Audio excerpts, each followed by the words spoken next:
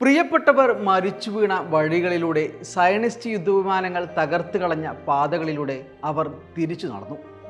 അനേകായിരം ഓർമ്മകൾ ഉറങ്ങുന്ന അവരുടെ സ്വന്തം മണ്ണിലേക്ക്, ഒന്നുമില്ലാത്ത ശൂന്യതയിലേക്ക്, ഒന്നു മുതൽ കെട്ടിപ്പടുക്കണമെന്ന കഠിനമായ ആശങ്കയിലേക്ക് നടന്നു നീങ്ങുമ്പോഴും അവരിൽ ആഹ്ലാദം അലതല്ലുന്നുണ്ടായിരുന്നു.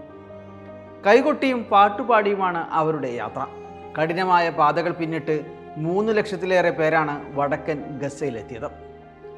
ദുരിതങ്ങളുടെ അറ്റമില്ലാത്ത പാതകൾ താണ്ടിയുള്ള മടക്കം, സയനിസ്റ്റുകൾ കൊന്നൊടുക്കിയവർ, ഭീകരരുടെ ഉപരോധങ്ങളിൽ തണുത്തു വിറച്ചും വിശന്നും ദാഹിച്ചും മരിച്ചവർ, 1/2 ലക്ഷത്തിലേറെ മനുഷ്യരെ ഇല്ലാതാക്കിയ അതിക്രൂര വംശഹത്യയുടെ ശേഷിപ്പുകളിലേക്കാണ് പ്രതീക്ഷയുടെ ഭാണ്ഡവും പേറിയുള്ള അവരുടെ യാത്ര.